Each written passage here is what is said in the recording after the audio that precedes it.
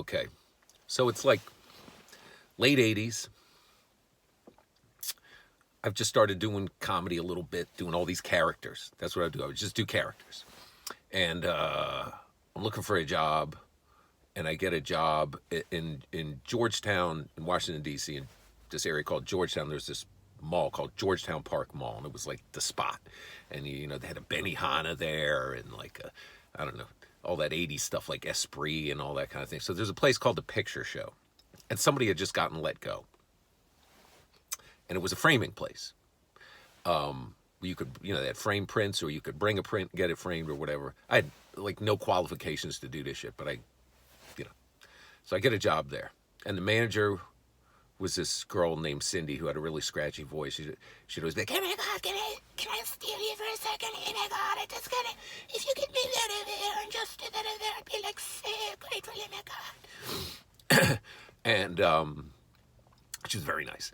And then there was another girl who was kind of the buyer there, who was a lesbian, and which was significant because at this particular picture show, almost it's like 95% of the prints were these Georgia O'Keeffe flowers, which looked a lot like labia and vaginas and in various configurations. So I was surrounded all day with a lot of female energy.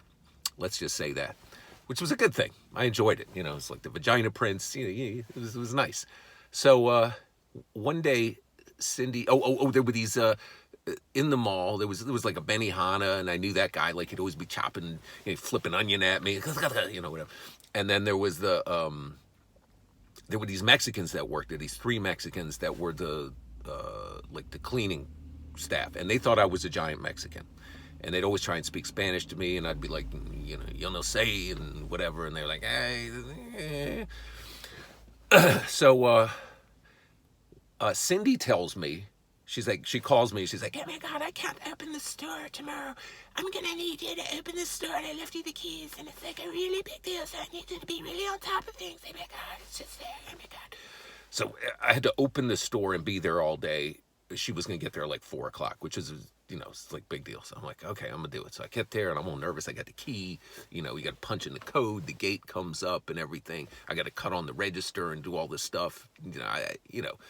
Way out of my comfort zone or whatever. Customers start coming in. I'm making sales. Everything's all right. It's like 10:30 or something. I'm just finishing with a customer. The phone rings. And some dude's on the phone. He's like, "Yeah. Linda there?" I'm like, Linda. And I'm new, I'm kind of new, so I don't know. I thought I knew all the employees, but I'm like, maybe there's somebody named Linda. I'm like, I don't think there's anybody named Linda. Nah, Linda worked there. This the picture shop. I know Linda there. Now put Linda on the phone. So I'm like, I'm the only one here today. Nah, sight. I know Linda. She probably up in the back. Just, put her on the phone. I gotta talk to her, So customers, I'm like, "I'm sorry, sir, I gotta go." Hang up the phone, right? I'm dealing with the customer, blah, blah, blah. Phone rings again. Same dude. "Yeah, I called before. Linda there?" I said, "Sir, there is no Linda here. I'm the only one here." Nah, I know Linda up in there. Now just put Linda on the phone. It ain't gonna be a thing. So I'm like, let me look on the schedule. Maybe there's this Linda person coming later. So I go and look in the back. There's no Linda. There's no anything like. So I get back on like, guy, there's no Linda. There's no Linda on the schedule. There's no Linda. You're mistaken. This the picture place though. I know Linda there. Put Linda on the phone. Customer comes out. I'm like, "Sir, I gotta go." Click. Hang up the phone. Do some shit with the customer. Phone rings again. Right. It's this dude again. "Look, I don't want to have to tell you this again. Put Linda on the phone." So I'm like, "Oh, you want Linda?" "Yeah, that's what I've been saying." So I get on the phone and I'm like, "This Linda, I understand you've been calling. I don't want to see you no more. So don't be calling this establishment no more." And I hung up the phone, right? 5 minutes later, this dude calls. He's like, "I'm going to come down there and I'm going to whoop your ass." And he hung up, right? So, like, whatever. So it's like, it's about an hour, 2.5 hours later. I've forgotten about all this stuff. I've been busy with customers or whatever. I look across and I see there's this dude yelling at the Mrs. Fields Cookies place, and all I hear him say, he's like, I hear all this yelling. All I hear him say is, "Where the picture show at? The picture show." And I see it was like slow motion. I see the employee with the little apron at the Mrs. Fields go, "The picture show," and points right at me, right?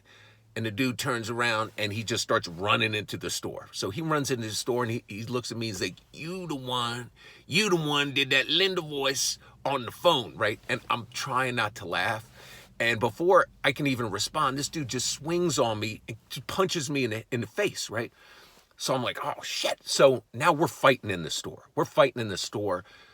And these Georgia O'Keeffe prints he keeps trying to tackle me and runs me into the wall, and these Georgia O'Keeffe prints are getting smashed, and all I'm thinking is like, I'm gonna get fired and I'm gonna have to pay for all these vagina prints and everything. So I'm like, I gotta get this dude out of the store. I'll fight him outside of the store. So we're wrestling or whatever. I get him outside into the mall area, and now we're like boxing in the mall, right? And we're talking shit to each other. He's like, you the one that did that shit about Linda. And he's like, he'll punch me, and then I'm like, I told you, don't call me no more. And I'm punching him, and I'm tagging this dude. I mean, because he's just wildly swinging, and I'm tagging him. He's just so angry. He's not even thinking. And I'm making him angrier by fucking with him by doing this voice, right? So this fight goes on, and we're fighting for like 5 minutes straight, and then I see the mall security come, and he takes off, right? And we're both so tired. That's the other thing. We can't even throw any more punches. I mean, we're both winded. He's like, you motherfucker, you the one said this shit about Linda. And I'm like, you motherfucker, I told you don't come by the store no more. Ain't no Linda here. And people are watching this shit in the mall, right? Security comes, they chase this guy, they end up arresting him. Cindy calls me, she's like, hey, tell me, God, what happened? And I'm like, this dude just called me unprovoked, came in and started attacking me. Oh my God, that's so crazy. Oh my God, are you okay? You got like a breeze on your face. And I guess she found out, that I had kind of provoked it a little bit by doing the voice, and I got fired the next day, and I had to get my stuff from the pictures. So I had my little bag of stuff that I was empty, and she's like, oh my God, I'm so sorry it had to be this way. And oh my God, I'm so sorry. And I'm leaving. It's like this sad moment. And as I step out of the store, the 3 Mexican dudes are standing there, and they all look at me at the same time and go, Mike Tyson! Mike Tyson!